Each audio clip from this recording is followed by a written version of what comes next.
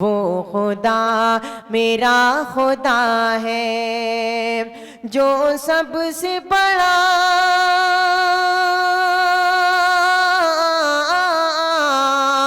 जो सबसे बड़ा, सबसे बड़ा, सबसे बड़ा है वो खुदा मेरा खुदा। अब मैं बिला किसी ताख़ीर हिंदुस्तान के मारूफ व मशहूर ख़तीब, ख़तीब बाकमाल, ख़तीब बेमिसाल, फ़दीलतुश्शेख हज़रत मौलाना अब्दुल गफ़्फ़ार सलफ़ी हफ़िज़हुल्लाह, उस्ताद मदरसा इह्याउस्सुन्ना बजरडीहा बनारस से इंतहाई अदब के साथ दरख्वास्त करता हूँ कि शेख तशरीफ़ लाएँ और हम सामईन से खिताब करें। मैं मदरसा दारुल कुरान जगमलपुर के नाज़िम आला मौलाना वसीम अतहर मदनी हफ़िज़हुल्लाह से दरख्वास्त करता हूँ कि बराह करम स्टेज पे तशरीफ़ लाएँ।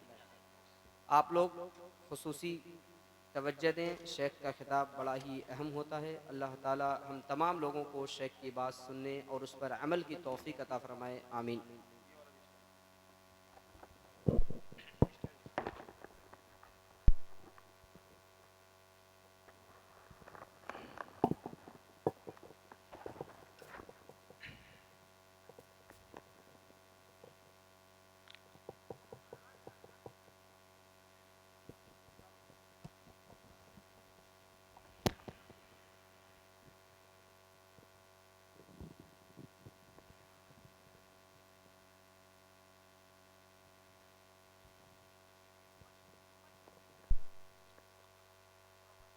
अस्सलामु अलैकुम वरहमतुल्लाहि वबरकातुहू। अल्हम्दुलिल्लाह नहमदुहू व नस्तईनुहु व नस्तगफिरुहु व नऊज़ु बिल्लाहि मिन शुरूरि अनफुसिना व मिन सय्यिआति अअमालिना। मन यहदिहिल्लाहु फला मुदिल्ल लह व मन युद्लिल फला हादिय लह। व अशहदु अल्ला इलाहा इल्लल्लाहु वहदहु ला शरीक लह व अशहदु अन्न मुहम्मदन अब्दुहु व रसूलुहु। या अय्युहल्लज़ीना आमनुत्तकुल्लाहा हक्क तुकातिह व ला तमूतुन्न इल्ला व अंतुम मुस्लिमून। या अय्युहन्नासुत्तकू रब्बकुमुल्लज़ी खलक़कुम मिन नफ्सिन वाहिदा व खलक़ मिनहा ज़ौजहा व बत्त मिनहुमा रिजालन कसीरन व निसाअ वत्तकुल्लाहल्लज़ी तसाअलून बिही वल अरहाम इन्नल्लाहा काना अलैकुम रक़ीबा। या अय्युहल्लज़ीना आमनुत्तकुल्लाहा व क़ूलू क़ौलन सदीदा युस्लिह लकुम अअमालकुम व यग़फिर लकुम ज़ुनूबकुम व मन युतिइल्लाह व रसूलहु फ़क़द फ़ाज़ फ़ौज़न अज़ीमा। अम्मा बअद फ़इन्न ख़ैरल हदीथ किताबुल्लाह व ख़ैरल हदी हदी मुहम्मदिन सल्लल्लाहु अलैहि वसल्लम व शर्रल उमूरि मुहदतातुहा व कुल्ल मुहदततिन बिदअह व कुल्ल बिदअतिन ज़लालह व कुल्ल ज़लालतिन फिन्नार। अऊज़ु बिल्लाहि मिनश शैतानिर रजीम। बिस्मिल्लाहिर रहमानिर रहीम। या अय्युहल्लज़ीना आमनू क़ू अन्फुसकुम व अहलीकुम नारन वक़ूदुहन नासु वल हिजारह अलैहा मलाइकतुन ग़िलाज़ुन शिदाद ला यासून अल्लाह मा अमरहुम व यफअलून मा युअमरून। सदर मोहतरम, उलमाए किराम, मोहतरम बुजुर्गों, नौजवान साथियों, माओ और बहनों, प्यारे बच्चों, पिछले 4-5 दिनों से गला बिल्कुल बैठा हुआ है और गला जब बैठा हो तो उसका इलाज यही है कि गले को आराम दिया जाए। मगर मेरे साथ मुश्किल ये है, सुबह मदरसे में भी बच्चों को पढ़ाने में भी गले का इस्तेमाल है और रोजाना रात में प्रोग्राम भी है। कल आपके इसी इलाके में करमैनी में मैं आया था और आज फिर चांदपट्टी नाम के इस मकाम पे हम और आप जमा हुए हैं। मुझसे पहले आपने इस इलाके के एक इंतहाई मुस्तनद और मोहतरम आलिम दीन, हम सबके बहुत ही मोहतरम शेख अंसार जुबैर मोहम्मदी हफिज़हुल्लाह का शफात के मौजू पर बड़ा कीमती खिताब सुना। उसके पहले शेख अतीकुर रहमान सलफी हफिज़हुल्लाह और इसी तरीके से शेख हफीजुर रहमान सलफी हफिज़हुल्लाह का खिताब भी हुआ। मैंने जलसे के मुंतज़मीन से पूछा था कि आज किस मौजू पर मैं गुफ्तगू करूं, तो जवाब यह मिला कि आप इस्लाह मुआशरा पर बात कीजिए। इस्लाह मुआशरा का मौजू एक आम मौजू है, कॉमन मौजू है।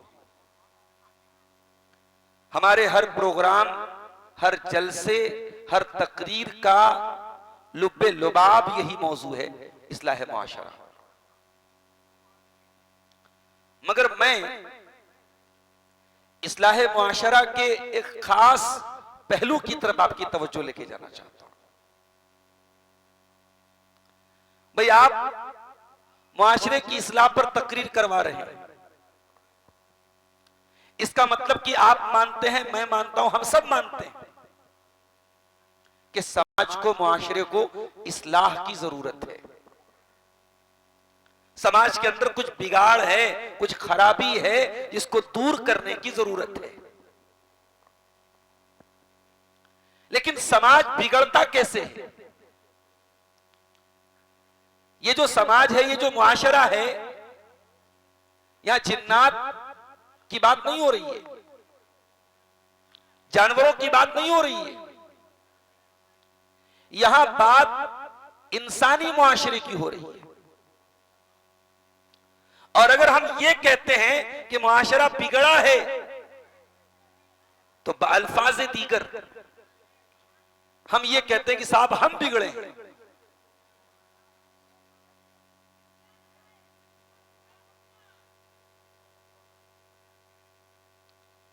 और हमारा बिगाड़ कहां से शुरू होता है? हमारा बिगाड़ हमारे घर से शुरू होता है। समाज को अगर सुधारना है, समाज की इस्लाह करना है, तो उसकी चाबी क्या है? हम पहले घर को सुधार लें। जब तक घरों की इस्लाह नहीं होगी, तब तक समाज की इस्लाह के बारे में सोचा ही नहीं जा सकता। और हमारी जिंदगियों में घर की बड़ी अहमियत भी है मेरे भाई। इंसान दुनिया में कहीं भी चला जाए, उसको सुकून अपने घर में मिलता है। वल्लाहु जअल लकुम मिन बुयूतिकुम सकना, अल्लाह तबारक व तआला ने तुम्हारे घरों को सुकून का जरिया बनाया है। इंसान को सुकून मिलता है तो घर में मिलता है। और ये घर कितनी बड़ी नेमत है, ये उससे पूछो जो बेचारा बेघर है, जिसके पास घर नहीं है। अल्लाह के रसूल के दौर में यहूदियों ने गद्दारी की, बेवफाई की, बदअहदी की, यहूदियों को जिला वतन किया गया, उनके घरों से निकाला गया। जब यहूदियों को उनके घरों से निकाला गया तो अल्लाह ने इसको अपना अजाब करार दिया। हुवल्लज़ी अखरजल्लज़ीन कफरू मिन अहलिल किताबी मिन दियारिहिम लिअव्वलिल हश्र। अल्लाह ने इन यहूदियों को इनके घरों से निकाल दिया। यह अल्लाह का अजाब था जो इन यहूदियों के ऊपर आया। और जब यहूदी अपने घर से निकले तो अपने हाथों से बना बनाया घर तबाह करके निकल रहे थे। दरवाजा तोड़ रहे थे, खिड़की तोड़ रहे थे, इमारत तोड़ रहे थे। अल्लाह ने उसका भी नक्शा खींचा। युखरिबून बुयूतहुम बिअयदीहिम व अयदिल मुमिनीन। अपने घरों को बर्बाद कर रहे थे। घर कोई बर्बाद नहीं करता है, घर तो आबाद किया जाता है, घर तो बनाया जाता है। बड़ी मेहनत से इंसान अपना घर बनाता है। किसी शायर ने बड़ी सच्ची बात कही है कि लोग टूट जाते हैं एक घर बनाने में, लोग टूट जाते हैं एक घर बनाने में, तुम तरस नहीं खाते बस्तियां जलाने में। तो घर बड़ी कीमती चीज है मेरे प्यारे साथी। और ये जो घर है, कभी आप गौर कीजिए, हमारी खवातीन की इज्जतो आबरू की हिफाजत का जरिया भी यही घर है। एक औरत अगर अपने घर में है तो महफूज है, उससे ज्यादा सिक्योर कोई जगह नहीं, उससे ज्यादा सुरक्षित कोई स्थान नहीं है। औरत अपने घर में महफूज है। इसीलिए अल्लाह ताला अपने नबी की बीवियों को खिताब करके फरमाता है, वक़र्न फी बुयूतिकुन्ना वला तबर्रजन तबर्रुजल जाहिलियतिल ऊला। जब गला बैठ जाता है ना तो सांस भी बड़ी छोटी हो जाती है। एक आयत को कई टुकड़ों में बांटना पड़ता है, बड़ी तकलीफ होती है। अभी इशा की नमाज मैं मस्जिद में पढ़ रहा था, बड़ी तकलीफ हो रही थी। सूरह फातिहा की एक एक आयत में भी सांस जो है वो पूरी नहीं हो रही थी। अल्लाह रहम फरमाए। तो मैं अर्ज ये कर रहा था कि घर इज्जत की हिफाजत का जरिया है। अल्लाह अपने नबी की बीवियों से कह रहा है, वक़रना फी बुयूतिकुन्ना, ऐ नबी की बीवियों अपने घर में इज्जत के साथ रहो, वकार के साथ रहो। इसका मतलब यह हुआ कि औरत घर के बाहर निकल सकती है जरूरत पड़ने पर, मगर औरत का असल ठिकाना उसका घर है। औरत जीनते खाना है, औरत शम्मे महफिल नहीं है। औरत नगर नगर डगर डगर घूमे, ये औरत की इज्जत के शाया निशान नहीं। औरत अपने घर में रहे, और ये घर है जहां हम अपनी जिंदगी का ज्यादातर हिस्सा गुजारते हैं। अपनी जॉब से, अपने बिजनेस से खाली होकर के हम घर आते हैं, हम रात अपने घर में गुजारते हैं, हमारी बीवी बच्चे हमारे घरों में रहते हैं। घर की इस्लाह किए बगैर हम समाज की इस्लाह कैसे कर सकते हैं? इसीलिए अल्लाह के प्यारे नबी फरमाते हैं, तबरानी की अल-मुअजमुल औसत की सही रिवायत है, तूबा लिमन मलक लिसानहु व वसिअहु बैतुहु व बका अला खतीअतिही। तीन चीजें जिसको मिल जाएं वो बहुत बड़ा खुश नसीब है।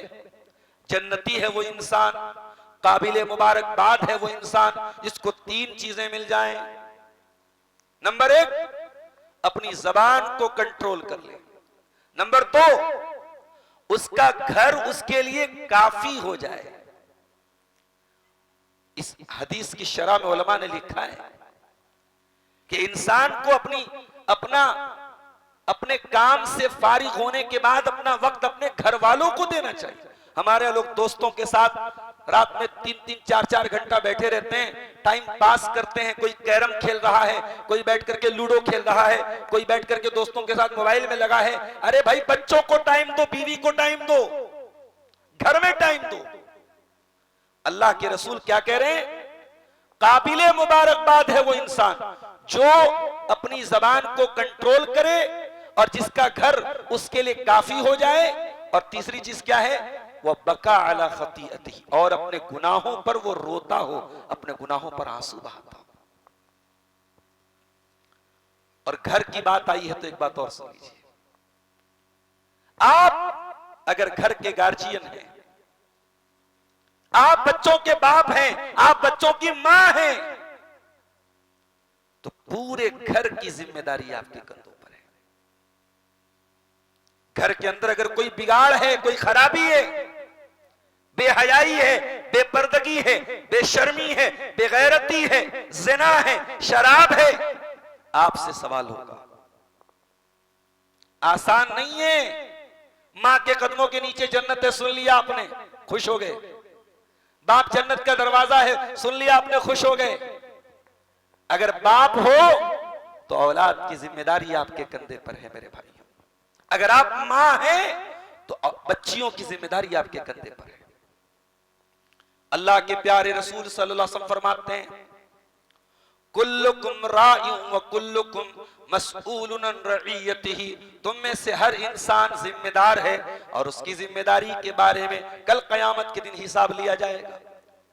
फर्रजुलु राइन अला अहली बैतिही, आदमी अपने घर वालों का, अपनी फैमिली का जिम्मेदार है और उससे पूछा जाएगा उसके परिवार के बारे में। वल्मरअतु राइयतुन अला बैति ज़ौजिहा, और औरत अपने शौहर के घर की जिम्मेदार है। इसीलिए औरत को घरवाली कहा जाता है। औरत को घरवाली कहना यह गलत नहीं है, सही है। औरत हकीकत में घरवाली है। कुरान में अल्लाह ने इब्राहिम अलैहिस्सलाम का वाकया बयान किया सूरह हूद के अंदर। जब इब्राहिम अलैहिस्सलाम के पास फरिश्ते आए और उनको खुशखबरी सुनाई कि आपकी बीवी सारा के पेट से बच्चा पैदा होगा, इसहाक, तो सारा बहुत बूढ़ी हो चुकी थी। सारा को बड़ी हैरत हुई, इस बुढ़ापे में मुझे बेटा होगा? तो फरिश्तों ने क्या कहा, क़ालू अताजबीन मिन अम्रिल्लाहि रहमतुल्लाहि व बरकातुहु अलैकुम अहलल बैत इन्नहु हमीदुम मजीद। ऐ इब्राहिम की घरवाली, ऐ इब्राहिम के अहले बैत, तुम्हें हैरत क्यों हो रही है? ये अल्लाह का हुक्म है और अल्लाह अपना हुक्म पूरा करेगा। तो हजरत सारा को फरिश्तों ने इब्राहिम की घरवाली करार दिया। इसलिए औरत का बहुत बड़ा रोल है घर को बनाने और बिगाड़ने में मेरे प्यारे साथी। अगर हमें समाज की इस्लाह करना है तो घर की इस्लाह किए बगैर कोई चारा नहीं है। हमें शुरुआत करनी पड़ेगी अपने घर से। और यह बात भी याद रखिए, घर की इस्लाह इसलिए भी बहुत जरूरी है। अंग्रेजी में एक जुमला बोलते हैं, फैमिली फर्स्ट। इंसान की जिंदगी में परिवार सबसे पहले होता है। इंसान दुनिया में सारे रिश्तों के पहले अपने परिवार को ऊपर रखता है, अपनी फैमिली को ऊपर रखता है। क्या हम में से कोई इंसान ये चाहेगा कि हम तो जन्नत की नेमतों के मजे लूटें और हमारी बीवी जहन्नम की आग में जले, हमारा जवान बेटा जहन्नम की आग में जले, हमारी जवान बेटियां जहन्नम की आग में जले? क्या हमें से कोई ये चाहेगा? नहीं चाहेगा। अरे हमें तो इतना भी गवारा नहीं है। अगर अपने परिवार से मोहब्बत करते हैं, हमारे बच्चों को जरा सी खरोंच आ जाए हम बेचैन हो जाते हैं। घर में काम करते हुए, खेलते हुए बच्चों के हाथ में कट लग जाए, बच्चों के पैर में चोट लग जाए, माएं रोने लगती हैं, बाप तड़प उठता है। बच्चों को रात में बुखार आ जाए, माएं रात रात भर बच्चों के लिए जाग जाती हैं, बाप जाग जाता है। मोहब्बत करते अपने परिवार से। जिस परिवार से इतनी मोहब्बत करते हो, उस परिवार को जहन्नम की आग से बचाने की कोई मेहनत नहीं करते, कोई कोशिश नहीं करते। इसीलिए अल्लाह कुरान के 28वें पारे में कहता है, या अय्युहल्लज़ीना आमनू कू अनफुसकुम व अहलीकुम नारा, ऐ ईमान वालो, अपने आप को और अपने घर वालों को उस आग से बचाओ जिस आग का ईंधन इंसान और पत्थर होंगे, जो दुनिया की आग से कहीं ज्यादा खतरनाक होगी। जहन्नम की आग से अपने बच्चों को बचाओ। तो क्या ख्याल है, सिर्फ एक कान से सुन के दूसरे कान से उड़ा देना है, या इंशाअल्लाह आज की तकरीर से, आज के प्रोग्राम से एक पैगाम लेके जाना है कि इंशाअल्लाह हम अपने घरों की इस्लाह करेंगे? कम से कम इंशाअल्लाह बोल दो भाई।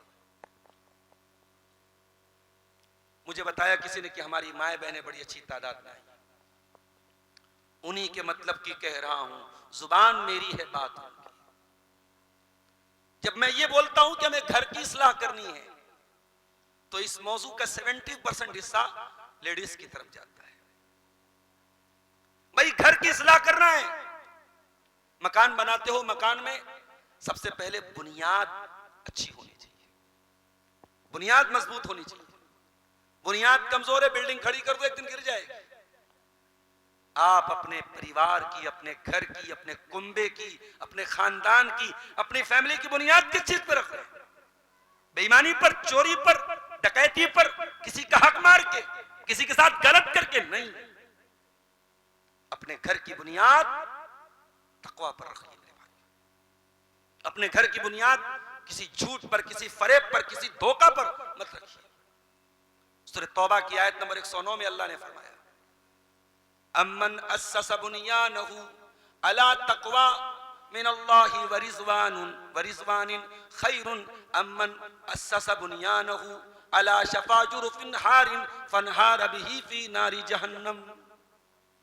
कि वो बेहतर है जिसने अपने घर की बुनियाद तक़वा पर रखी, या वो ज्यादा बेहतर है जिसने अपने घर को किसी गड्ढे के किनारे खड़ा किया है और वो मकान कभी भी गिर के जहन्नम की आग में जा सकता है?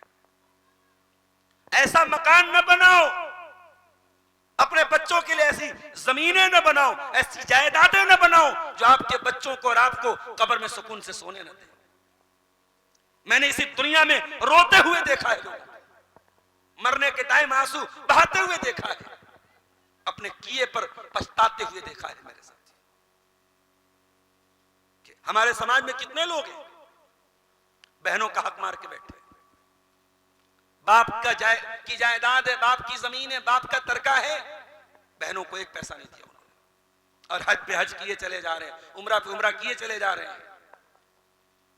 ये हज और उम्रे हमारे मुंह पर मार दिए जाएंगे। पड़ोसी की जमीन पर 1 फीट भी आपने नाजायज कब्जा किया है, रिश्तेदार की जमीन पर आपने 1 गज भी नाजायज कब्जा किया है, ये फ्रॉड है, ये धोखा है। कयामत के दिन ये बेईमानी हमारी गर्दनों में तौक बन करके डाली जाएगी। तो घर की इस्लाह करना है तो घर की बुनियाद ईमानदारी पे रखो, ऑनेस्टी पे रखो, घर की बुनियाद ट्रांसपेरेंसी पे रखो, घर के अंदर फ्रॉड ना हो, धोखा ना हो, फरेब ना हो। और घर की अगर इस्लाह करना है तो घर का जोड़ा सही होना चाहिए। मैंने जोड़ा कहा है, बहू देखने जाओ तो बहू भी अच्छी लाओ, और दामाद की तलाश करो तो दामाद भी अच्छा तलाश करो। हमारे यहाँ बाज़ लोग क्या करते हैं, लड़के की शादी में तो बहुत नापते तोलते हैं, ऐसी बहू हो वैसी बहू हो, और लड़की देने की बात आती है तो शिर्क करने वाला हो, कब्रों पे झुकने वाला हो, तावीज गंडा करने वाला हो, मज़ारों की पूजा करने वाला हो, अल्लाह के साथ कोई भी हो, हम सौंपने को तैयार है अपनी बेटी को। मैंने तो बाद ऐसे लोगों को देखा, बेचारी लड़की आलिमा, अच्छी पढ़ी लिखी, दीनदार, खूबसूरत, सरकारी नौकरी देख के ऐसे आदमी के पल्ले बांध दिया जो ड्रिंक करता है, शराब पीता है। और जब किसी ने कहा कि भाई आपकी बेटी इतनी अच्छी, आप ऐसा दामाद तलाश कर रहे हैं, तो जवाब मिलता है कि साहब मेरी बिटिया बहुत नेक है, वो जाकर के मेरे दामाद को सुधार देगी। अपनी बेटियों को डिटर्जेंट पाउडर और वॉशिंग पाउडर मत बनाओ, वो दूसरों को जाकर के उनके अखलाक को सुधारे और संवारने का ठेका लेके बैठ जाए। माफ करना, जिन बेटियों को फूल की तरह पालते हो, जिन बेटियों की एक एक जरूरत पूरी करने पर उम्रें खपा देते हो, उन बेटियों को किसी बेईमान, किसी चोर, किसी शराबी, किसी जानी, किसी बदकार, किसी हरामखोर को सौंपते हुए अल्लाह से डरो मेरे प्यारे साथी। इमाम हसन बसरी के पास एक आदमी आया, कहा कि कसरल खुत्ताब लिल इब्नती, मेरी बेटी के बहुत सारे रिश्ते आ रहे हैं, लेमन उज़व्विजुहा, अपनी लड़की की शादी किससे करूं? इमाम हसन बसरी अपने दौर के बहुत बड़े आलिम, ताबईन में से, कहते हैं ज़व्विजहत तक़ी, अपनी बेटी की शादी किसी मुत्तकी से करो, इज़ा अहब्बहा अकरमहा, मुत्तकी से करोगे, दीनदार से करोगे, परहेजगार से करोगे, अगर तुम्हारी बेटी से मोहब्बत करेगा तो इज्जत देगा, और अगर मोहब्बत नहीं करेगा तो जलील नहीं करेगा। सलफ में से एक साहब का बीवी से कुछ झगड़ा हो गया, बीवी से झगड़ा हो गया, अनबन हो गई, तो दोस्तों में से किसी ने पूछा कि भाई बीवी आपकी कैसी है, बीवी ने आपको क्या ऐसा बोल दिया आप इतने उदास बने हुए हैं? तो उन्होंने कहा माफ करना, अपने घर का राज में किसी दूसरे को क्यों बताऊं? मेरी बीवी के अंदर कोई कमी है, कोई ऐब है, मैं तुमको क्यों बताऊं? कुछ दिनों के बाद तलाक हो गई, औरत अपने घर चली गई, वही दोस्त फिर मिले, कहा कि आप अब तो बता दीजिए, अब तो तलाक हो गई, कि बीवी के अंदर क्या कमी थी? कहा कि अब तो वो अजनबी औरत हो गई, पराई औरत हो गई, किसी पराई औरत का ऐब मैं क्यों बयान करूं? अल्लाह, जिंदगी सुकून से गुजारना है तो मियां बीवी का दीनदार होना बहुत जरूरी है मेरे साथ। बड़े अफसोस की बात है कि हमारे यहां बरादरी पहले देखी जाती है, स्टेटस पहले देखा जाता है, हम फाइनेंशियल कंडीशन पहले देखते हैं, घर मकान पहले देखते हैं, दीनदारी का नंबर बहुत बाद में आता है। अल्लाह के प्यारे नबी फरमाते हैं तुन कहुल मरातुल अर्बईन, जब औरत की शादी होती है तो चार चीजें देखी जाती हैं, ले मालिहा वले हसबिहा वले जमालिहा वले दीनिहा, माल देखा जाता है, खानदान देखा जाता है, खूबसूरती देखी जाती है और दीनदारी देखी जाती है। फजफर बिज़ातिद्दीन, दीनदार औरत को लेके आ जाओ, कामयाब हो जाओ। लड़की तलाशो तो दीनदार तलाशो। मेरी प्यारी माँ और बहनों, खूबसूरती से समझौता कर लो, बिरादरी से समझौता कर लो, रुपये पैसे से समझौता कर लो, दीन से समझौता मत करना। बेदीन औरत आएगी घर को बर्बाद कर डालेगी। और ये जो हमारे यहां सास बहू का मसला चलता है, दुनिया की हर सास को अपनी बहू से शिकायत है। आदम अलैहिस्सलाम से लेके आज तक किसी सास को मतलब की बहू नहीं मिली है, भाई माफ करना, और न किसी बहू को उसकी मनपसंद सास मिली है। वजह क्या है? क्योंकि सास भी कभी बहू थी। भाई आज जो सास बनी है कल वो भी किसी की बहू थी, तो उसको जैसे जैसे सताया गया है वो क्यों ना सताएगी भाई अपनी बहू को? वो बेचारी झेली है तो वो झेलवा रही है। अल्लाह रहम फरमाए। तो दीनदारी देखो मेरे साथियों, शादियों में ताखीर न की। अभी हमारे अजीजम उसैद सल्लमहू नज़्म पढ़ रहे थे, काफिरों से दिल ना लगाओ। ये काफिरों से दिल क्यों ना लगाए? 35-35 साल की बच्चियां हो गई हैं, लोग शादी नहीं कर रहे। हराम हलाल के रास्ते बंद करके आप हराम से मना कर रहे हैं। माफ करना, ये इस्लाम का तरीका नहीं। इस्लाम ने हलाल के इतने ऑप्शन रखे हैं जो सफिशिएंट है, जो काफी है। हलाल के रहते हुए हराम की जरूरत नहीं पड़ेगी मेरे साथियों। आपने निकाह को मुश्किल कर दिया। इसी उत्तर प्रदेश के बाद इलाकों में मैं गया और मैंने सुना और देखा, जमीनें बेच के लोग बेटियों की शादी करते हैं, बैंक से लोन लेके लोग शादी करते हैं। 500-600 लोगों का खाना है, बड़े लॉन में खाना हो रहा है, स्टार्टर भी चल रहा है, दबा के मुर्गा भी खा रहे हैं, चिकन भी खा रहे हैं, मटन भी खा रहे हैं, मछली भी खा रहे हैं, खा के हा हा हू करके चले गए। बाप बैठ के आज लोन की EMI चुका रहा है। इस समाज को कहां लेके हम पहुंच गए मेरे भाई? अभी हमारे बनारस में बहुत अच्छा काम हुआ है। जो हमारे बनारस की अंसारी बिरादरी में जो एक सिस्टम है, तंजीम जो बनी है, और हर इलाके के सरदार होते हैं जो उसके बड़े माने जाते हैं, उन सरदारों ने यह तय किया है कि नहीं साहब, खाना एक तरीके का होगा, ये स्टार्टर, आप करोड़पति हैं तो भी आपको स्टार्टर नहीं रखना है। एक बहुत बड़े आदमी ने अभी अपनी लड़की की मंगनी की है बनारस के एक मैरिज लॉन में, और मंगनी के साथ वहीं पे निकाह रखा था। कोई आलिम दीन वहां निकाह पढ़ाने के लिए तैयार नहीं। सख्त होना पड़ेगा हमें, क्योंकि पानी सर से ऊंचा जा रहा है मेरे साथियों। निकाह को इतना मुश्किल न बनाओ कि गरीब आदमी की बेचारे की उम्रें गुजर जाएं, उसकी जिंदगी बीत जाए अपनी लड़कियों की शादी करने में। बेटी इतनी बोझ तो नहीं थी जितनी हमने बना दी, बेटी इतनी मुश्किल तो नहीं थी जितनी हमने बना दी। जिस बेचारा गरीब आदमी के घर में 4-5 बेटियां हो, वो वक्त के पहले बूढ़ा हो जाता है कि कैसे इनकी शादी कैसे करूंगा, इनका जेवर कैसे बनाऊंगा, इनके जहेज का इंतजाम कैसे करूंगा। दीनदारी को तरजीह दो, लड़के वाले भी दीनदारी को तरजीह दें और डिमांड ना हो, किसी तरीके की रुपये पैसे की लालच ना हो, दीनदारी की बुनियाद पर रिश्ता हो। अल्लाह के प्यारे नबी फरमाते हैं सल्लल्लाहु अलैहि वसल्लम, इज़ा खतब इलैकुम मिम्मन तरदौना दीनहु व खुल्क़हु फज़व्विजूहु। जब तुम्हारी बेटियों के लिए वो रिश्ता है, लड़का का दीन अच्छा है, लड़के का अखलाक अच्छा है, फज़व्विजूहु, तो अपनी बेटियों की शादी कर दो। अगर ऐसा नहीं करोगे जमीन में फितना फैलेगा, फसाद फैलेगा। घर की इस्लाह करना है तो ये काम करना बहुत जरूरी है मेरे साथी। घर की इस्लाह करना है तो एक और काम करना पड़ेगा, और वो काम क्या है?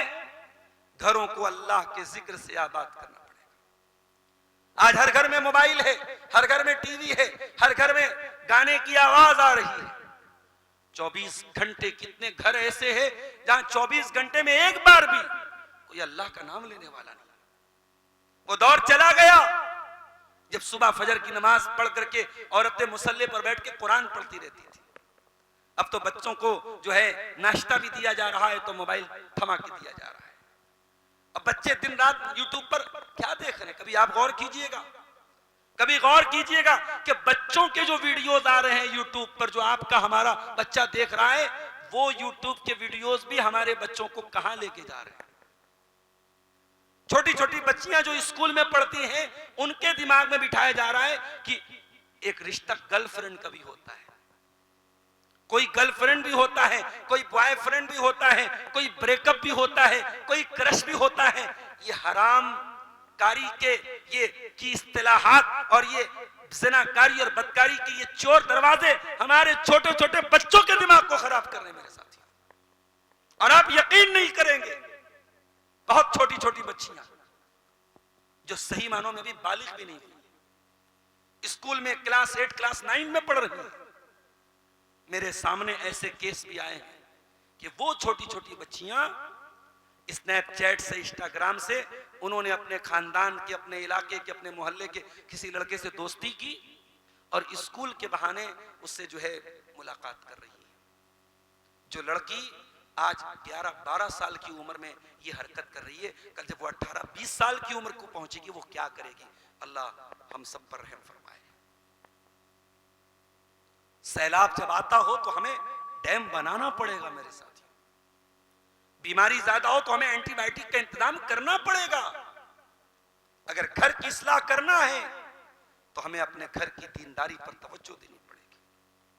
माफ करना, आज हमारे घर बड़े आलीशान बन गए, टाइल्स बिछ गए, मार्बल बिछ गए, दुनिया का बेहतरीन पेंट लगा दिया हमने, बड़े शानदार आपने मकान बना दिए, लेकिन अगर उस घर में अल्लाह का नाम लेने वाला कोई नहीं है, सारे टाइल्स के बावजूद, सारे मार्बल्स के बावजूद, सारी डिजाइन्स के बावजूद, करोड़ों की लागत से बना हुआ वो मकान अल्लाह की नजर में, उसके रसूल की नजर में वो मकान वीरान है, वो मकान मुर्दा है, मुर्दा खाना है वो मकान। अल्लाह के प्यारे नबी सल्लल्लाहु अलैहि वसल्लम फरमाते हैं, मसलुल बैतिल्लज़ी युज़करुल्लाहु फीही वल बैतिल्लज़ी ला युज़करुल्लाहु फीही मिसलल हय्य वल मय्यित। जिस घर में अल्लाह का नाम लिया जाए वो घर जिंदा है, और जिस घर में अल्लाह का नाम न लिया जाए वो घर मुर्दा है। घर की इस्लाह करना है, एक काम और करना पड़ेगा। जिंदगी की गाड़ी कानून के डंडे से नहीं, मोहब्बत के रास्ते से चलेगी। शौहर को सिर्फ इस बात की चिंता हो मेरा हक क्या है, बीवी मेरा हक अदा कर रही है कि नहीं कर रही है, मेरे कपड़े पर प्रेस हुआ कि नहीं, मुझे टाइम से खाना मिला कि नहीं, सुबह की चाय मुझे टाइम से मिली कि नहीं। शौहर को सिर्फ अपने हुकूक याद हो, अपनी जिम्मेदारियां याद ना हो, या बीवी को सिर्फ अपने हुकूक याद हो, शौहर ने मेरी फला डिमांड पूरी की कि नहीं, शौहर ने मेरा फला काम पूरा किया कि नहीं। बीवी को अपनी जिम्मेदारियां याद ना हो, सिर्फ अपने हुकूक याद हो, जिंदगी की गाड़ी ऐसे नहीं चलेगी। जिंदगी की गाड़ी हुस्ने मुआशरत से चलेगी। अल्लाह के नबी से पूछा गया, अय्युन निसाई खैर, ऐ अल्लाह के रसूल सबसे बेहतरीन औरत कौन सी है?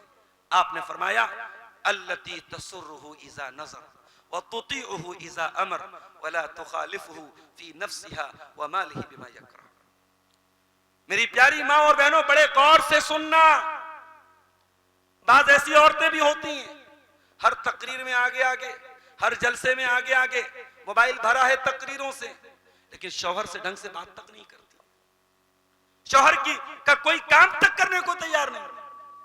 और खास तौर से अगर शौहर बेचारा बूढ़ा हो गया है, अब कमाने वाले बच्चे हैं, तो अब वो बूढ़ी औरत अपने बूढ़े शौहर को डांटती रहती है, फटकारती रहती है, अरे आप करते ही क्या, आप तो बैठे रहते हैं। याद रखो मेरी प्यारी माँ और बहनों, औरत को अगर जन्नत में जाना है तो अपने शौहर के हुकूक का ख्याल तो करना पड़ेगा। शौहर की खिदमत के बगैर, शौहर की इताअत के बगैर तहज्जुद पढ़ते पढ़ते मर जाए, वो जन्नत में नहीं जाएगी। अल्लाह के नबी ने कंडीशन लगाई है, जन्नती औरत की कंडीशन है कि उसे अपने शौहर की इताअत करनी पड़ेगी, अपने शौहर की खिदमत करनी पड़ेगी। पूछा गया, अल्लाह के नबी सबसे बेहतरीन औरत कौन सी है? आपने फरमाया, देखो तो खुश हो जाओ।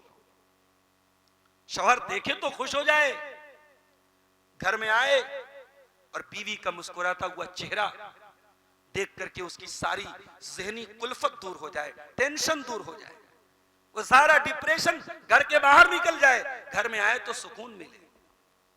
ऐसा ना हो बेचारा बाहर की टेंशन लेके घर आए तो घर में अलग दर्द सर मौजूद हो, उसको डिस्प्रिन की गोलियां खानी पड़ जाएं, उसको स्लीपिंग पिल्स लेनी पड़ जाए, घर में आए तो सास की शिकायत, ननद की शिकायत, देवर की शिकायत, देवरानी की शिकायत, शिकायतों का पिटारा खोल के बैठ जाए। नहीं, शौहर देखे तो खुश हो जाए। और शौहर कोई बात कहे तो बीवी माने, नाजायज बात ना हो, गलत बात ना हो, जायज बात हो तो बीवी माने। और अपनी आबरू के सिलसिले में और शौहर के माल के सिलसिले में कोई ऐसा काम न करे जो शौहर को नापसंद। शौहर का एटीएम कार्ड हाथ लग गया तो शॉपिंग पर शॉपिंग हो रही है, शौहर का पर्स हाथ में लग गया तो नोटों की गट्टी निकाल लेती है। भाई ठीक है, इजाजत है, अगर शौहर बीवी के बुनियादी हुकूक भी अदा नहीं करता है तो जरूरत भर का पैसा निकाल लेता है। इसका मतलब ये तो नहीं तुम एटीएम खाली कर दो, पर्स ही खाली कर दो शौहर का, बेचारा परेशान हो जाए। तो अपनी आबरू के सिलसिले में और शौहर के माल के सिलसिले में कोई ऐसा काम न करे जो शौहर को नापसंद। अच्छा, ये तो हो गया बीवी का मामला। शौहर को कैसा होना चाहिए? साहबी रसूल आए, ऐ अल्लाह के रसूल, मा हक़्क़ु ज़ौजती अहदिना अलैहि, हमारी बीवी का हमारे ऊपर हक क्या है? आपने फरमाया, अन तुतीमहा इज़ा तइमता। अरे वेलकम ढाबे में जाके दोस्तों के साथ खा रहा है तो बीवी को कहे नहीं खिला रहा है? जायका दरबार में जाके चिकन विंग्स उड़ा रहा है तो बीवी को कहे नहीं लेके जा रहा है? तू जो खाओ बीवी को खिलाओ, और जिस मेयार का कपड़ा खुद पहनते हो बीवी। अच्छा, इस मामले में तो खैर माशाल्लाह हम लोग का कपड़ा 1000-1500 में हो जाएगा और औरतों का तो 4-5 हजार से शुरू होता है अल्हम्दुलिल्लाह, तो इसमें तो खैर कोई कमी नहीं है। वला तज़रिबिल वजहा, और कभी बीवी के चेहरे पर हाथ ना उठाओ। वला तुक़ब्बे, गाली गलोच से बात मत करो। वला तहजुर इल्ला फिल बैत, और अगर बीवी से अनबन हो जाए तो घर के बाहर मामला ना जाए, घर के अंदर ही रहे, घर के बाहर मामले को ना लेके जाओ। तो हुस्न मुआशरत से घर चलता है मेरे प्यारे साथी। और आगे बढ़िए, मौसम ठंडक वाला है, कोहरा गिर रहा है। मैं बहुत लंबी तकरीर करना नहीं चाहता हूं, बातों को समेट रहा हूं, 2-4 अहम बातें करके हम बात खत्म करेंगे। घर की इस्लाह अगर करनी है तो एक काम हमें और करना पड़ेगा, घर में नमाज का माहौल पैदा करो मेरे साथ।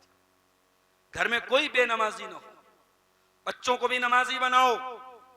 7 साल का बच्चा हो गया, शरीयत की टर्म में अभी नाबालिग है, 7 साल की बच्ची नाबालिग है, लेकिन अल्लाह के प्यारे रसूल फरमाते हैं, मुरू औलादकुम बिस्सलाति वहुम अबनाउ सब'i सिनीन, तुम्हारे बच्चे 7 साल के हो जाएं, नमाज का हुक्म दो।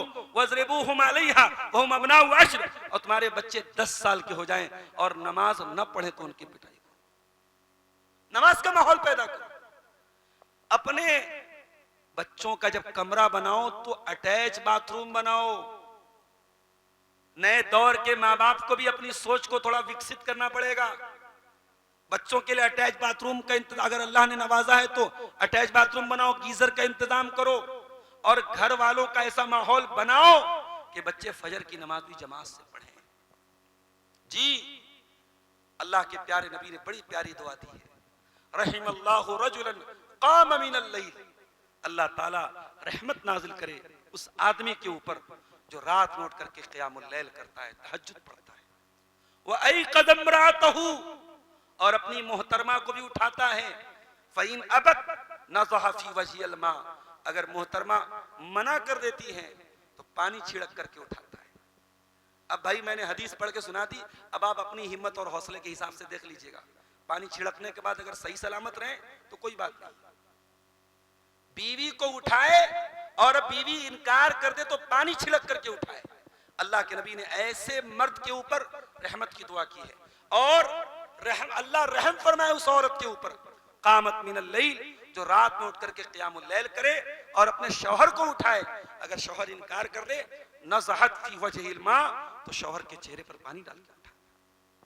नमाज का माहौल हो, तहज्जुद का माहौल। अरे इब्राहिम खलीलुल्लाह जैसा पैगंबर अपने बच्चों के लिए क्या दुआ करता है, रब्बी जालनी मुकीमस सलाती व मिन ज़ुर्रियती रब्बना व तक़ब्बल दुआ। ऐ परवरदिगार, मुझे भी नमाज कायम करने वाला बना दे, मेरे बच्चों को भी नमाज कायम करने वाला बना दे। इस्माईल अलैहिस्सलाम उन्हीं के बेटे हैं। कुरान कहता है वज़कुर फिल किताब इस्माईल इन्नहु काना सादिक़ल वादी व काना रसूलन नबिय्या व काना यअमुरु अहलहु बिस्सलाह। इस्माईल भी अपने घर वालों को नमाज का हुक्म देते थे। ईसा अलैहिस्सलाम अपनी माँ की गोद में कहते हैं आतानी अल किताब वजालनी नबिया वजालनी मुबारकन ऐनमा कुन्तु व औसानी बिस्सलाति वज़्ज़काति मा दुमतु हय्या। अपनी माँ की गोद में कहते हैं ईसा अलैहिस्सलाम कि अल्लाह ने मुझे नमाज का हुक्म दिया है। तो आई लव मोहम्मद का नारा लगाने से काम नहीं बनेगा।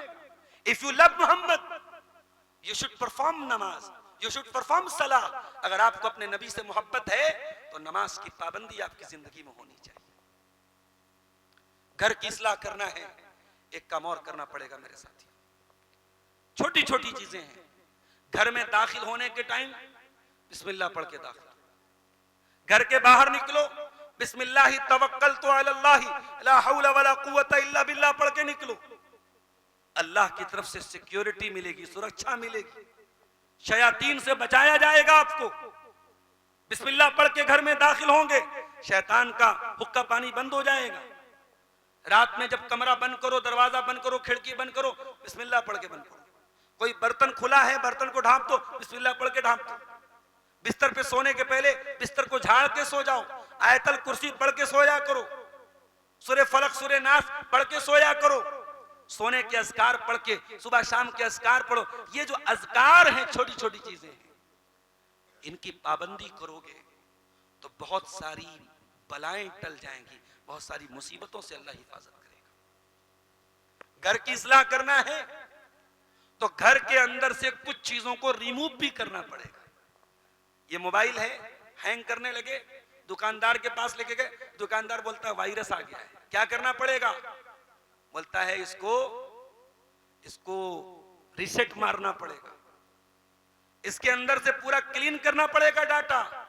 घर के अंदर से 5 चीजों को निकाल दो मेरे साथियों। अगर घर को एंटीवायरस से, घर को वायरस से बचाना है, घर को शैतान के वायरस से बचाना है, घर को गुनाहों के वायरस से बचाना है, तो 5 चीजों को घर से निकाल दो। नंबर 1, तस्वीर को घर से निकाल दो। मोबाइल के अंदर जो तस्वीरें ली जा रही हैं उसका एक अलग मसला है, लेकिन तस्वीरों को बाकायदा आप शादी की तस्वीरों को फ्रेम करा के कमरों में लगा रहे हैं कि साहब ये मेरी शादी की यादगार है। तस्वीर का मामला बहुत सख्त है। अल्लाह के नबी के अल्फाज हैं ला तदखुलुल मलाइकतु बैतन फीही कल्बुन वला सूरा। जिस घर में कुत्ता हो, जिस घर में तस्वीर हो, उस घर में फरिश्ते नहीं आते। और मोबाइल से भी जो तस्वीरें ली जा रही हैं, बीवी की तस्वीर आपने मोबाइल पे ली और वो मोबाइल आपने दोस्तों के हाथ में दिया, आपकी बीवी को आपका दोस्त देख रहा है, आपकी गैरत कहां मर गई? और फिर बीवी का नंबर दुनिया जहान में बटा हुआ है और आपकी बीवी शादी में साड़ी पहन के तैयार होकर फोटो खींच के स्टेटस लगा रही है, फेसबुक पर अपने फोटो डाल रही है। ये बेगैरती, ये बेहयाई, इसको घर से निकाल दो मेरे साथी। औरत पर्दे में रहने की चीज है। अगर आपने इस मोबाइल के कैमरे से कुछ घर वालों की तस्वीरें ली भी हैं तो वो इतने सीक्रेट तरीके से होनी चाहिए कि किसी गैर महरम की नजर न पड़े। और आजकल एक नया ढकोसला चला है, बाज औरतें क्या करती हैं, शादी में गई, फोटो खींच ली, स्टेटस पे लगाया, साड़ी नजर आ रही है, कपड़ा नजर आ रहा है, ज्वेलरी नजर आ रही है, हाथ की मेहंदी की डिजाइन नजर आ रही है, चेहरे को छुपा दिया, चेहरे पर उन्होंने स्टार लगा दिया। अल्लाह अकबर, वाह रे तेरा स्टार। बाज जगहों पे प्रोग्रामों में गया, जलसों में, बिहार झारखंड के प्रोग्रामों में, बाज खवातीन जलसे में आई नकाब में, तो नकाब के ऊपर कोई लाइट चली है, वो लाइट चमक रही है, दूर से नजर आ रहा है ये नकाब वाली शहजादी जा रही है। और आजकल नकाब में भी ऊपर कहीं कहीं लिखा रहता है इस्लाम की शहजादी, किसी नकाब पे लिखा रहता है माशाअल्लाह, यानी जो बेचारा माशाअल्लाह कभी ना पढ़ा हो, इसके नकाब को देख के पढ़ ले, हाँ माशाअल्लाह बहुत अच्छी चीज जा रही है। तो नकाब को नकाब रहने दो मेरे भाई, पर्दे के जरिए बेपर्दगी ना आए, पर्दे को बेपर्दगी का जरिया मत बनाओ। मेरी प्यारी बहनों, ये पर्दा ये सिर्फ एक ड्रेस नहीं है, अल्लाह की कसम आपका नकाब दुनिया के करोड़ों इस्लाम के दुश्मनों के कलेजे पर चलने वाली छुरी है आपका नकाब। जब आप नकाब पहन के निकलती हैं, इस्लाम के दुश्मनों के कलेजे पर छुरी चलती है, वो चाहते हैं आपका नकाब उतर जाए। और माफ करना, इसी हमारे बनारस, मऊ, आजमगढ़, मुबारकपुर के इलाके में ये चीज भी देखी जा रही है कि घर से निकली तो नकाब में, ढाबे में जाके नकाब उतर गया, कॉलेज में जाके नकाब उतर गया, किसी पार्क में जाके उतर गया। अरे जब तू घर से नकाब में निकली थी तो वहां पार्क में कैसे उतर गया, ढाबे में कैसे उतर गया? क्या वहां जितने लोग हैं तेरे रिश्तेदार हैं, तेरे महरम है? शर्म आनी चाहिए। ये नकाब घर वालों के दबाव से नहीं होना चाहिए, समाज के दबाव से नहीं होना चाहिए। ये नकाब और पर्दे का मामला अल्लाह के कानून से है। मेरी प्यारी बहनों, अल्लाह का कानून है कि आप घर से निकले तो आप पर किसी वहशी की नजर न पड़े, किसी बदचलन की नजर न पड़े, किसी गैर मर्द की नजर न पड़े। पर्दा आपकी पहचान है। तो घर के अंदर से तस्वीर को निकाल दो, घर के अंदर से तावीज गंडों को निकाल दो। मकान के अंदर आपने कहीं लटकाया हुआ है, दुकान और मकान में खैर और बरकत के लिए, उस पर कुरान की आयतें लिखी हैं, ये आयतें नहीं लिखी है, गिनती लिखी है। तो जैसे गले में तावीज पहनना जायज नहीं है, हराम है और शिर्क तक लेके जाने वाला अमल है, वैसे ही घर के अंदर भी तावीज लटकाना जायज नहीं है। अरे घर में बरकत चाहिए तो कुरान पढ़ो, पढ़ने से बरकत आएगी। मेरा गला बैठा हुआ है, डॉक्टर ने दवा लिखी है, दवा पीने से मेरा गला ठीक होगा, दवा गले में लटकाने से ठीक तो नहीं होगा। कुरान शिफा है, कुरान पढ़ने से घर में बरकत आएगी, कुरान पढ़ने से घर से शैतान भागेगा, कुरान की आयतों को या उसकी गिनतियों को लटकाने से घर से शैतान नहीं भागेगा। तो तावीज को निकाल दो, गंडे को निकाल दो। गाने बजाने के आलात, म्यूजिक इंस्ट्रूमेंट्स मुसलमान के घर में नहीं होने चाहिए। और सबसे बड़ा म्यूजिक इंस्ट्रूमेंट तो ये बना हुआ है आज के दौर में, हर घर में मोबाइल है और गाना बज रहा है। तहज्जुद पढ़ने वाले भी फेसबुक चला रहे हैं और पांचों टाइम के नमाजी भी इंस्टाग्राम चला रहे हैं और उस पे गाने भी हैं, म्यूजिक भी है, सब कुछ है। म्यूजिक कुरान और हदीस की रोशनी में हराम है और आपके घर में म्यूजिक की आवाज बजे ये ठीक नहीं है। म्यूजिक इंस्ट्रूमेंट्स को घर से निकालो, घर के अंदर से हराम कमाई को निकालो, रिश्वत की कमाई घर में ना आए, चोरी की कमाई घर में ना आए, बेईमानी की कमाई घर में ना आए। और अगर ये कमाई आ रही है तो आप अपने बच्चों की परवरिश हराम कमाई से कर रहे हैं। और अल्लाह के प्यारे नबी ने फरमाया कि माँ नबत लहमुन मिन सुहतिन फन्नारु औला बिही, जिस जिस्म की परवरिश हराम कमाई से की गई हो वो जिस्म जहन्नम की आग में जलेगा। अगर आपको शौक है अपने बच्चों को जहन्नम की आग में जलाने का तो ठीक है, लेकिन अगर बच्चों को जहन्नम से बचाना है तो हराम कमाई से अपने घर को बचाना होगा। मेरे साथ घर में महरम और गैर महरम का फर्क रखिए।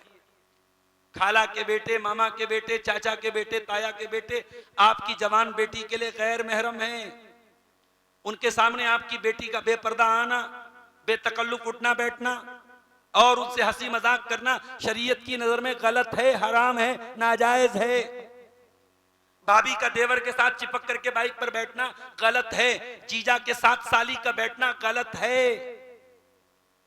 समाज के सारे लड़कों से आपकी जवान बेटी पर्दा करती है, तो ये जो रिश्तेदार हैं जो गैर महरम हैं, आप अपनी बच्चियों को ये तालीम दीजिए कि हाँ ये तेरे लिए गैर महरम है। ऐसा ना हो कि आपके लड़के के दोस्त आए और आपकी बेटी भैया के दोस्तों को चाय पिलाने के लिए उनके सामने बेपर्दा है। वो आपकी बहन है, आपके दोस्तों की बहन नहीं है। इसी तरीके से आप अगर पता लगाएंगे जो मुसलमान लड़कियां मुर्तद हुई हैं, उसके पीछे की स्टोरी पता करेंगे तो आपकी आंखें खुलेंगी। इसकी सहेली बनी कोई गैर मुस्लिम लड़की, फिर उस सहेली का कोई भाई था, वो उसने कहा कि मैं इस्लाम के बारे में जानना चाहता हूं, मैं आप मेरी बहन की सहेली हैं, मैं आपसे इस्लाम के बारे में जानना चाहता हूं। और ये माशाअल्लाह इस्लाम की सबसे बड़ी मुबल्लिगा और दाइया बन के चली है उस गैर मुस्लिम लड़के को जो है इस्लाम की तबलीग। सारे उलमा मर गए, सारे दुआत मर गए, उस गैर मुस्लिम लड़के को इस्लाम की तबलीग करने के लिए तू ही मिली थी। अरे वो जाल में दाने डाल के तुझे फंसाने के लिए वो बैठा हुआ है। उसे सरकारी नौकरी का ऑफर दिया गया है तुझे फंसाने के लिए। उसके बैंक में 2-2 लाख रुपए डाले गए कि तेरी जिंदगी बर्बाद करे, उसके बैंक में पैसे आए। आंखें खोलो मेरे भाइयों, मेरी बहनों, आंखें खोलो। आपके लिए कहां ट्रैप बिछाया गया, कहां जाल बिछाया गया, उसको सोचने की जरूरत है मेरे साथियों। और मैं अक्सर एक बात कहता हूं अपनी तकरीरों में, बेटियों से प्यार करो। बेटियों को सिर्फ डांटना फटकारना बंद कर दो, बेटियों को प्यार दो। बेटियां जवान हो जाएं, माओ से कहता हूं, बेटियों के साथ जो रिश्ता आपका हो वो जल्लाद वाला रिश्ता ना हो, कसाई वाला रिश्ता ना हो, वो दारोगा वाला रिश्ता ना हो। बेटियां जवान हो जाएं तो उनको फ्रेंडली एटमॉस्फेयर दो, दोस्ताना माहौल दो।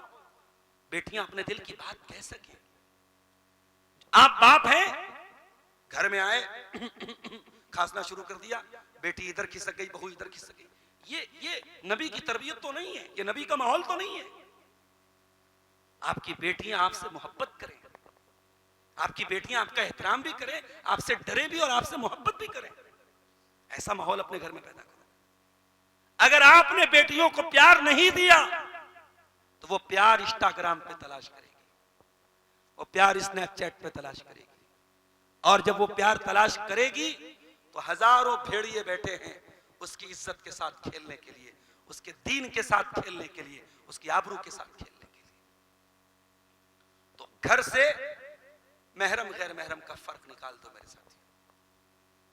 महरम गैर महरम का जो फर्क इस्लाम ने बताया है उसको मलहूज रखो, बेहयाई को निकाल दो घर से। और आखिरी चीज बात करके बात खत्म करता हूं, हमारे घरों की अगर हमको इस्लाह करना है तो एक बहुत जरूरी कदम हमको क्या उठाना है कि हम अपने घर में नेक लोगों को से ताल्लुक रखें और नेक लोगों को घर में बुलाएं। बच्चों की तरबियत में इसका बहुत बड़ा रोल है। आपका उठना बैठना के लोगों के साथ, ड्रिंक करने वाले, स्मोकिंग करने वाले, गाली बकने वाले आपके घर में आएंगे, आपके बच्चों पर बुरा असर डालेंगे। अगर आपका दोस्ताना ऐसे लोगों के साथ है, बाज़ लोग कहते हैं मौलवी साहब हम लोग की मजबूरी है, हम लोगों को समाज में उठना बैठना पड़ता है, हर तरीके के लोगों के साथ हमें ताल्लुक रखो।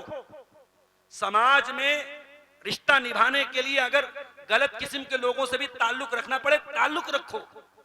ताल्लुक अलग चीज है, दोस्ती अलग चीज है, यारी अलग चीज है, घर बुला बुला के दावतें खिलाना अलग चीज है। घर का माहौल खराब होता है।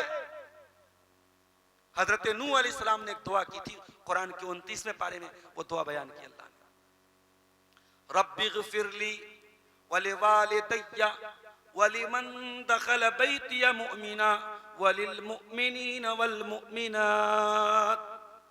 परवरदिगार मुझे भी बख्श दे और मेरे माँ बाप को भी बख्श दे, और जो मेरे घर में दाखिल हो ईमान की हालत में।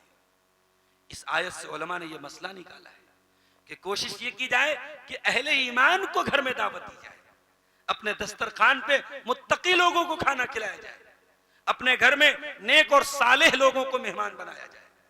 इसका असर पड़ता है घर वालों पर। और आखिर में ये कहूंगा मेरे साथी, घर की इस्लाह के ताल्लुक से जितनी बातें मैंने बयान की, इन तमाम बातों पर अमल करने के बाद भी अगर अल्लाह की तौफीक न हो तो जैसे नूह अलैहिस्सलाम का बेटा नहीं सुधरा, आपका बेटा भी नहीं सुधरेगा। जैसे लूत अलैहिस्सलाम की बीवी नहीं सुधरी, आपकी बीवी भी नहीं सुधरेगी। जैसे इब्राहिम अलैहिस्सलाम का बाप नहीं सुधरा, आपका बाप भी नहीं सुधरेगा। तो अल्लाह से लो लगाओ, दिलों का कंट्रोल करने वाला अल्लाह है, उससे दुआ करो। और कुरान में हमें ऐसी दुआएं सिखाई गई। मैं मिसाल के तौर पे एक दुआ आपको बता देता हूं।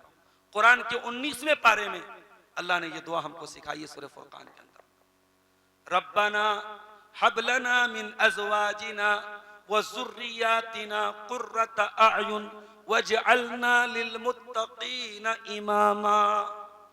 परवरदिगार हमारे बीवी बच्चों को हमारी आंखों की ठंडक बना दे। अल्लाह अकबर। बीवी कब आंखों की ठंडक बनेगी? जब बेपर्दा घूमेगी? नहीं। जब बेहयाई करेगी? नहीं। बीवी तब आपकी आंखों की ठंडक बनेगी जब वो दीनदार बनेगी। बच्चा कब बनेगा आंखों की ठंडक? दीनदार बाप का बच्चा, उसकी आंखों की ठंडक तब बनेगा जब दिसंबर और जनवरी के कड़ाके की सर्दी में वो फजर में जाएगा वजू करके, और जब पहली सफ में जाके खड़ा होगा तो देखेगा मेरा बेटा तो मुझसे पहले पहुंचा हुआ है। वो कभी रात में उठेगा तहज्जुद पढ़ने के लिए, वजू बनाने के लिए बाथरूम में दाखिल होगा तो देखेगा मेरा बेटा और बहू रात में उठ करके तहज्जुद पढ़ रहे हैं। ऐसा बेटा, ऐसी औलाद आंखों की ठंडक बनती है। ये दुआ पढ़ा करो मेरे भाई, रब्बना हब लना मिन अज़वाजिना व ज़ुर्रियातिना कुर्रत अयुन। ऐ अल्लाह हमारे बीवी बच्चों को हमारी आंखों की ठंडक बना दे, वजअलना लिलमुत्तकीना इमामा, और ऐ अल्लाह हमें मुत्तकियों का इमाम बना दे। हमें सिर्फ मुत्तकी मत बना, हमें इतना मुत्तकी बना कि लोग हमें फॉलो करें, लोग हमें लोग आइडियल माने, हमें मुत्तकियों का इमाम बना दे। ये बड़ी प्यारी दुआ है, अल्लाह ने सिखाई है। इस दुआ का एहतमाम करें मेरे साथियों। ये चंद बातें गले की तकलीफ के बावजूद मैंने आपके सामने रखी हैं, और मैं समझता हूँ कि ताकत बहुत ज़्यादा लगा के मुझे बोलना पड़ रहा था। मैंने जो पैगाम मुझे देना था मैंने आप तक पहुँचाया है। इस दुआ के साथ मैं बात ख़त्म कर रहा हूँ। अल्लाह ताला हम सबको अपने घरों की इस्लाह की तौफीक अता फरमाए। रब्बुल आलमीन, आज का ये प्रोग्राम जिन भाइयों की मेहनत से मुनक़िद हुआ, जिसमें सरे फहरिस्त हमारे अब्दुल मुईद भाई हैं, उनके बच्चे हैं, और इसी तरीके से इस गांव के जो प्रधान जी हैं उनका भी बड़ा सपोर्ट रहा है, और जितने लोगों का, मैं सबका नाम नहीं ले सकता हूं, जितने लोगों का जिस तरीके से भी इस प्रोग्राम के इनेकाद में ताउन रहा है, अल्लाह उन सब की कोशिशों को कबूल फरमाए। अल्लाह हमारे जमा होने को कबूल फरमाए। सर्दी के मौसम के बावजूद हमारी माएँ बहनें भी आई हैं और अभी तक बैठी हैं, अल्लाह उनकी इस मेहनत को भी कबूल फरमाए। कहने सुनने से ज़्यादा हम सबको अमल की तौफीक दे। अल्लाह हमारे घरों को दीनदार घर बना दे। अल्लाह हमारे बच्चों को दीनदार बनाए। अल्लाह हमें से जो शादीशुदा हजरात हैं उनकी फैमिली को, उनकी बीवी को, उनके बच्चों को अल्लाह ताला दीनदार बनाए।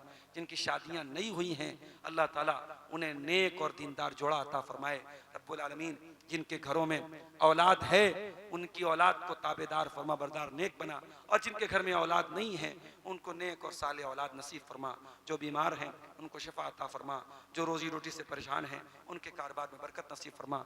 जब तक हम दुनिया में जिंदा रहें इस्लाम पर जिंदा रहें और हमारा खात्मा ईमान पर हो। आमीन।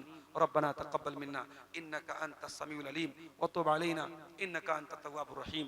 व सल्लल्लाहु तआला अला नबीना मुहम्मद व अला आलिहि व सहबिहि अजमईन। वस्सलामु अलैकुम व रहमतुल्लाहि व बरकातुहू। जज़ाकुमुल्लाहु खैरन व अहसनल जज़ा। अभी हम शेख मोहतरम से बड़ी ही अहम बात समात कर रहे थे। अल्लाह ताला से दुआ है रब्बुल आलमीन हमें इन बातों पे अमल की तौफीक अता फरमाए, आमीन।